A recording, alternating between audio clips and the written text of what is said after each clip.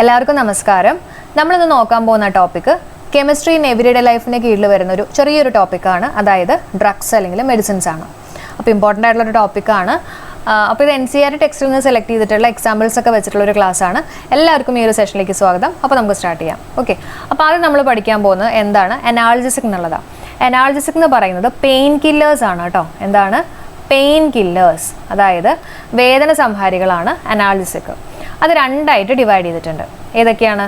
ഒന്ന് നാർക്കോട്ടിക്സ്, അതുപോലെ തന്നെ നോൺ നാർക്കോട്ടിക്സ്.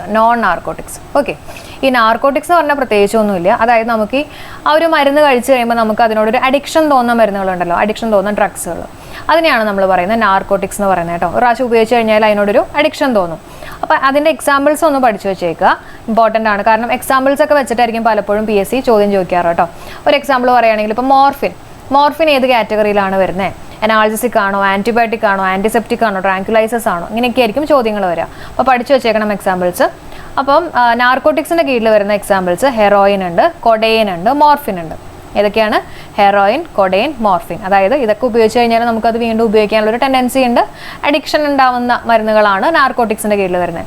നമ്മുടെ ലഹരി മാഫിയൊക്കെ പിടിച്ചു എന്നൊക്കെ പറഞ്ഞു വരുന്ന കേസുകളുണ്ടല്ലോ, അതൊക്കെ ഈ മരുന്നുകളാണ് കേട്ടോ. പിന്നെയുള്ളത് നോൺ നാർക്കോട്ടിക്സ്. അതിൻ്റെ കീഴിൽ വരുന്ന ആൾക്കാരാണ് പാരസിറ്റമോളും ആസ്പിരിനും. ഏതൊക്കെയാണ്? പാരസിറ്റമോളും ആസ്പിരിനും. ഇതെല്ലാം പെയിൻ കില്ലേഴ്സാണ്.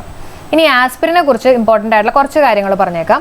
ഈ ആസ്പിരിൻ ഫസ്റ്റ് അനാൾജസിക് ഏതാണെന്ന് ചോദിക്കുകയാണെങ്കിൽ ആസ്പിരിൻ ആണ് കേട്ടോ. ഇമ്പോർട്ടൻ്റ് ആണ്. ഫസ്റ്റ് അനാൾജസിക് ഏതാണ്? ആസ്പിരിൻ ആണ്. അതേപോലെ തന്നെ ആസ്പിരിൻ്റെ രാസനാമം ഒന്ന് അറിഞ്ഞിരിക്കണം. 2-അസറ്റൈൽ സാലിസിലിക് ആസിഡ്. ഓക്കെ, എക്സാമിനൊക്കെ ചോദിച്ചിട്ടുള്ളതാണ്. അപ്പോൾ അസറ്റൈൽ സാലിസിലിക് ആസിഡ് എന്ന് മാത്രം പഠിച്ചു വെച്ചേക്കരുത്, 2-അസറ്റൈൽ സാലിസിലിക് ആസിഡ് തന്നെ പഠിക്കണം. കാരണം ഓപ്ഷൻസിൽ പലതും വെച്ചൊക്കെ ചോദിക്കാറുണ്ട് കേട്ടോ. അപ്പോൾ 2-അസറ്റൈൽ സാലിസിലിക് ആസിഡ്. ഇനി ആദ്യമായിട്ട് നിർമ്മിച്ചത്, ഈ ആസ്പിരിൻ ആദ്യമായിട്ട് നിർമ്മിച്ചിട്ടുള്ള ആരാന്ന് ചോദിക്കുകയാണെങ്കിൽ ഫെലിക്സ് ഹോഫ്മാൻ. ആരാണ്? Felix Hoffman. Okay, Felix Hoffman. അതേപോലെ തന്നെ ഇതിനെ നമ്മൾ വണ്ടർ ഡ്രഗ് അല്ലെങ്കിൽ അത്ഭുത ഔഷധം എന്നൊക്കെ അറിയപ്പെടുന്ന വണ്ടർ ഡ്രഗ്, ഓക്കെ, അല്ലെങ്കിൽ അത്ഭുത ഔഷധം എന്നൊക്കെ അറിയപ്പെടുന്ന ഡ്രഗ് ഏതാണെന്ന് ചോദിക്കുകയാണെങ്കിൽ ആസ്പിരിൻ ആണ്. അപ്പോൾ എന്തൊക്കെയാണ് നമ്മൾ പറഞ്ഞത്? ആസ്പിരിൻ എന്ന് പറയുന്ന ആദ്യത്തെ അനാൾജസിക് ആണ്.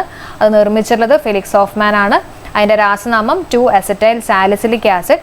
അത്ഭുത മരുന്ന് അല്ലെങ്കിൽ അത്ഭുത ഔഷധം അല്ലെങ്കിൽ വണ്ടർ ഡ്രഗ് എന്നൊക്കെ അറിയപ്പെടുന്നത് ഏതാണെന്ന് ചോദിക്കുകയാണെങ്കിൽ ആസ്പിരിൻ ആണ്. അപ്പോൾ ആസ്പിരിൻ്റെ നമ്മൾ രാസനാമം പഠിച്ചു. അതിൻ്റെ ഒപ്പം തന്നെ പാരസിറ്റമോൾ എന്ന് അറിഞ്ഞിരിക്കുക കേട്ടോ. പാരസിറ്റമോളിൻ്റെ രാസനാമം 4-അസിറ്റമിഡോ ഫിനോൾ ആണ് കേട്ടോ. 4-അസിറ്റമിഡോ ഫിനോൾ ആണ്. അപ്പോൾ പാരസിറ്റമോൾ നമ്മൾ 4 നേരമൊക്കെ കഴിക്കും എന്നുള്ള രീതിയിലൊക്കെ ആലോചിക്കുക കേട്ടോ. പാരസിറ്റമോൾ 4 നേരം കഴിയും. അപ്പോൾ 4 ആണ്.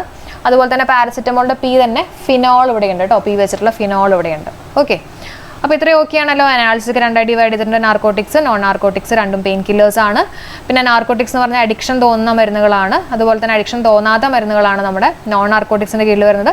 പാരസിറ്റമോൾ, ആസ്പിരിൻ ആണ് ഫസ്റ്റ് അനാൾജസിക് നിർമ്മിച്ചിട്ടുള്ളത് ഫെലിക്സ് ഹോഫ്മാൻ ആണ്. അതിൻ്റെ രാസനാമം ചോദിക്കുകയാണെങ്കിൽ 2-അസറ്റൈൽ സാലിസിലിക് ആസിഡും അതുപോലെ തന്നെ വണ്ടർ ഡ്രഗ് ഔഷധ ഗുണം എന്നൊക്കെ അറിയപ്പെടുന്നത് ആസ്പിരിൻ ആണ് കേട്ടോ. അടുത്ത് നമുക്ക് എന്താണ് ആൻറ്റിബയോട്ടിക്സ് നോക്കാം. ആൻറ്റിബയോട്ടിക്സ് നിങ്ങൾക്ക് അറിയായിരിക്കും അല്ലേ? എന്തിനു വേണ്ടിയിട്ടാണ് നമ്മൾ ആൻറ്റിബയോട്ടിക്സ് കഴിക്കുന്നത്?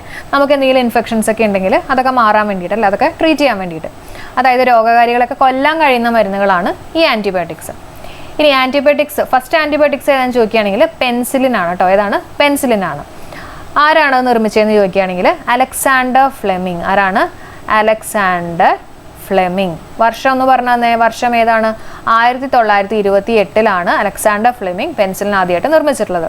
ഇനി പെൻസിലിയം നൊട്ടേറ്റം എന്ന് പറഞ്ഞിട്ടുള്ള ഒരു ഫംഗസിൽ നിന്നാണ് ഈ പെൻസിലിൻ ആദ്യമായിട്ട് നിർമ്മിച്ചിട്ടുള്ളത്. അതും കൂടെ ഓർത്ത് വെച്ചേക്കാം. ഓക്കെ, അതേപോലെ തന്നെ ഈ പെൻസിലിൻ്റെ മോഡിഫൈഡ് ഫോംസ് ആണ് അറിഞ്ഞിരിക്കണം.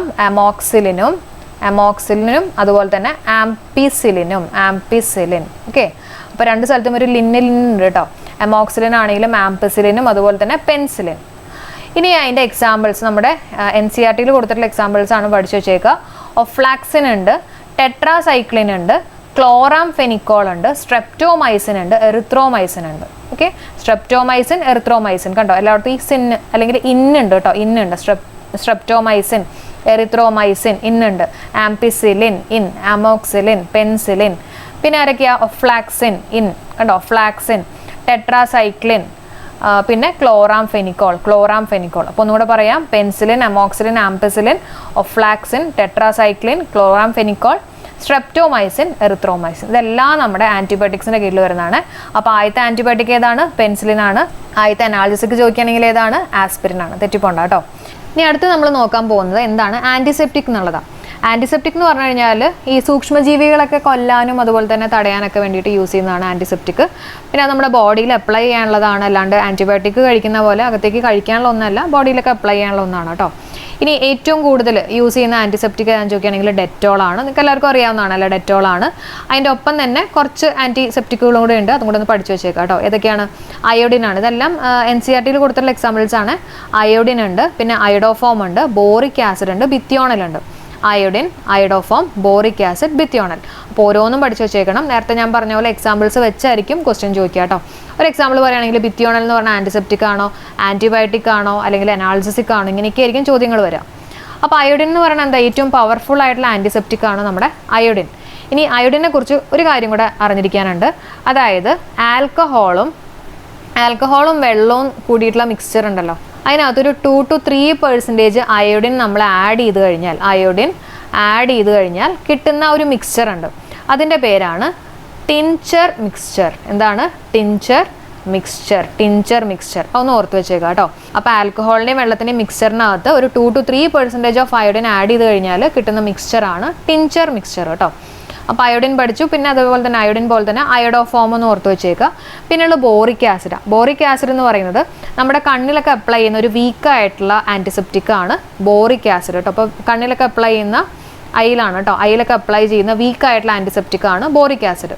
ഇനി ബിത്തിയോണൽ വളരെ ഇമ്പോർട്ടൻ്റ് ആണ്. ബിത്തിയോണൽ എന്ന് പറഞ്ഞാൽ നമ്മുടെ ഈ സോപ്പിലൊക്കെ ആൻറ്റിസെപ്റ്റിക് പ്രോപ്പർട്ടി ഒക്കെ കൊണ്ടുവരാൻ വേണ്ടിയിട്ട് നമ്മൾ ആഡ് ചെയ്യുന്ന ഒന്നാണ് ഈ ബിത്തിയോണൽ എന്ന് പറയുന്നത് കേട്ടോ. അതായത് നമ്മുടെ ഈ ഡെറ്റോൾ സോപ്പ് അല്ലെങ്കിൽ ലൈഫ് ബോയ് അതിനകത്തൊക്കെ ഈ ആൻറ്റിസെപ്റ്റിക് പ്രോപ്പർട്ടി ഒക്കെ കൊണ്ടുവരാൻ വേണ്ടിയിട്ട് ഇമ്പാർട്ട് ചെയ്യാൻ വേണ്ടിയിട്ട് ആഡ് ചെയ്യുന്ന ഒന്നാണ് ബിത്തിയോണൽ. അപ്പോൾ ഇതെല്ലാം നമ്മുടെ ആൻറ്റിസെപ്റ്റിക് ആണ്. അപ്പോൾ ആൻറ്റിസെപ്റ്റിക്കുകൾ തിരിഞ്ഞു പോകാതിരിക്കാൻ വേണ്ടിയിട്ട് ഒരു ചെറിയൊരു കോഡ് പറഞ്ഞുതരാം. ഡെറ്റോൾ നിങ്ങൾക്ക് അറിയാവുന്നതാണ് അല്ലേ.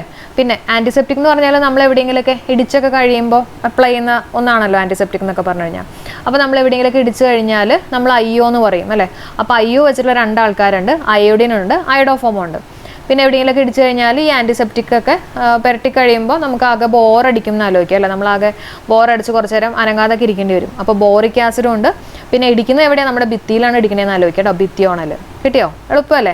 അപ്പോൾ ഡെറ്റോൾ, അയ്യോ വെച്ചിട്ടുള്ള iodine, iodoform, boric acid, bithionol. അപ്പോൾ ആൻറ്റിസെപ്റ്റിക് നമ്മൾ പഠിച്ചു. ഇനി അതിൻ്റെ ഒപ്പം തന്നെ ഡിസിൻഫെക്റ്റൻറ്റും കൂടെ പഠിച്ചു വെച്ചേക്കുക. അപ്പോൾ ആൻറ്റിസെപ്റ്റിക്കിൻ്റെ ഏതാണ്ട് അതേപോലെ തന്നെയാണ് ഡിസിൻഫെക്റ്റൻറ്റും. പക്ഷേ ആൻറ്റിസെപ്റ്റിക് നമ്മുടെ ബോഡിയിൽ അപ്ലൈ ചെയ്യും, ഡിസിൻഫെക്റ്റൻറ്റ് നമുക്ക് ബോഡിയിൽ അപ്ലൈ ചെയ്യാൻ പറ്റില്ല. അത് ഈ തറ ക്ലീൻ ചെയ്യാനും അതുപോലെ തന്നെ ടോയ്ലറ്റ് ക്ലീൻ ചെയ്യാനും ഒക്കെ യൂസ് ചെയ്യുന്ന ഒന്നാണ് കേട്ടോ ഡിസിൻഫെക്റ്റൻറ്റ്.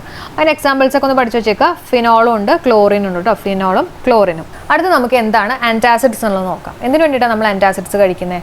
നമ്മുടെ ആസിഡിറ്റി കുറയ്ക്കാൻ വേണ്ടിയിട്ട് കഴിക്കുന്ന മരുന്നുകളാണ് ആൻറ്റാസിഡ്സ് എന്ന് പറയുന്നത് കേട്ടോ. അതിനകത്തൊരു ആസിഡ് ഉണ്ട്, ആസിഡ് കുറയ്ക്കാൻ അല്ലെങ്കിൽ ആസിഡിറ്റി കുറയ്ക്കാൻ വേണ്ടിയിട്ടാണ്. അപ്പോൾ നമ്മുടെ വയറിനകത്ത് ഹൈഡ്രോക്ലോറിക് ആസിഡ് ഉണ്ട് അല്ലേ. നമ്മുടെ ആമാശയത്തിൽ പ്രൊഡ്യൂസ് ചെയ്യുന്ന ആസിഡ് ഏതാണെന്ന് ചോദിക്കുകയാണെങ്കിൽ ഹൈഡ്രോക്ലോറിക് ആസിഡാണ്. അതേപോലെ തന്നെ നമ്മൾ ഈ എന്താ പറയുക ആസിഡിറ്റി കൂടിയിട്ടുള്ള ഭക്ഷണങ്ങളൊക്കെ കഴിച്ചു കഴിയുമ്പോഴേക്കും നമ്മുടെ ആസിഡിറ്റി ലെവൽ ഭയങ്കരമായിട്ട് അങ്ങോട്ട് കൂടും. അപ്പോൾ അതിനെ കുറയ്ക്കാൻ വേണ്ടിയിട്ട് കഴിക്കുന്ന ഒന്നാണ് ആൻറ്റാസിഡ് എന്ന് പറയുന്നത് കേട്ടോ. ആൻറ്റാസിഡ് അതായത് ബേസ് ആയിരിക്കും. ഇത് ആസിഡ് ആണെങ്കിൽ അതിനെ കുറയ്ക്കാൻ വേണ്ടിയിട്ട് നമ്മളൊരു ബേസ് ആയിരിക്കുമല്ലോ ആഡ് ചെയ്യുന്നത്, എന്നാലല്ലേ അത് ന്യൂട്രലൈസ് ചെയ്യുള്ളൂ. അപ്പോൾ അതിന് വേണ്ടിയിട്ട് കഴിക്കുന്ന ഒന്നാണ് ആൻറ്റാസിഡ് എന്ന് പറയുന്നത്. ബേസ് ആയിരിക്കും. അപ്പോൾ ബേസ് എന്ന് പറയുമ്പോൾ നമുക്കറിയാം എന്താ ഹൈഡ്രോക്സൈഡും അതുപോലെ തന്നെ കാർബണേറ്റും ഒക്കെ ആയിരിക്കും അതിനകത്ത് വരുന്നത് അല്ലേ.